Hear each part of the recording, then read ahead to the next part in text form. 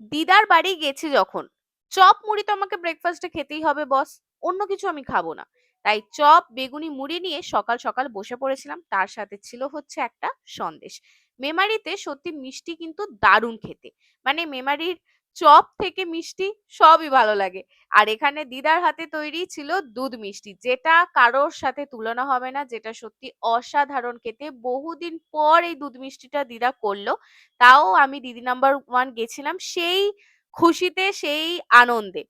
যাই হোক, আমরা তো চেটে পুটে পুরো পরিষ্কার করে নিয়েছি। আর এদিকে দিদা কি বললো সবাইকে, এটা শোনো। মানে একটা মানুষ এতটা খুশি কি করে হতে পারে, জাস্ট একটা সামান্য রিজন যে দিদি নাম্বার ওয়ান গেছি সেটাতে, আমি সত্যি জানি না। তো চলো দিদা কি বলছে শুনে নাও তোমরা। জানি সবকিছুই। হ্যাঁ, দিয়ে ওই যে আমি বললাম এই 5-এ পড়লো, আমি মাংস ঘরে ঢোকাইনি। জামাইটা অনেকভাবে ঢোকাতে চেয়েছিল, কিন্তু আমি করতে দিই না। দিয়ে ওই যে মাই যখন খাবে না, তখন আমাদের আর এখানে মাংস করে কি দরকার, আমরা তো ঘরেও খাবো। হ্যাঁ, সেই থেকে আমাদের মাংস বাড়িতে ঢোকেনি। তা আমার একটা নাতনি ইয়েতে গিয়েছিল, ফেলে এসছে, ওই আনন্দতে আমি করছি মাংস। তা আমাকে 500 আর মাংস দিয়ে যাবে। বলে হ্যাঁ হ্যাঁ দিয়ে যাবে। ছেলেটা দিতে এসছে মাংস ভাত। আর তো ডিম করেছিলাম কচু কচু করে। শুনতেই পেলে, প্রায় 4.5 বছরের ওপর হয়ে গেছে দিদার বাড়িতে চিকেন ঢোকে না।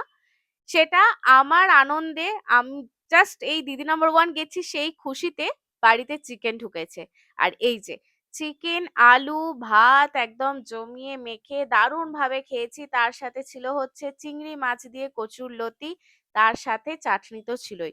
দুপুরের খাওয়া দাওয়া জাস্ট একবারে জমে গেছে। দিদাকে অনেকবার বারণ করেছি যে চিকেন করার কোনো দরকার নেই, কিন্তু কে কার কথা শুনে বলো। আর এই যে ইনি এখন বসে বসে লিখছেন যে আমি কি কি কাজ করি, কারণ লোকে যদি জিজ্ঞাসা করে তাকে তাহলে সেইভাবে বলতে পারবে, তাই জন্য উনি ওখানে লিখে রেখেছেন যে আমি কি কি করি। আর চলো এবার বাড়ি ফেরার টাইম। এখানে দাদুর ফটো, তো দাদুকেও টাটা জানিয়ে দিদাকেও টাটা জানিয়ে আমরা এখন যাচ্ছি বাড়ি ফেরার উদ্দেশ্যে। আর এই যে দিদা আমাদেরকে রাস্তা অবধি ছাড়তে আসছে পিছু পিছু, এই দেখো আমরা বারবার বলছি তোমার আসার দরকার নেই, উনি ঠিক পিছন পিছন আসবেই। যাই হোক, দিদাকেও এখান থেকে টাটা করে দিলাম। ওই দেখো আমার দিদা ওইখানে দাঁড়িয়ে আছে। যাই হোক, দিদি নাম্বার ওয়ান যাওয়া একটা সামান্য রিজনে যে কোনো মানুষ এতটা খুশি হতে পারে আমার জানারও বাইরে ছিল। যাই হোক, অনেক বছর পর দিদাকে এতটা হাসি খুশি দেখলাম। চলো আমরা বাড়িও চলে এসেছি। আর টাটা বাই বাই।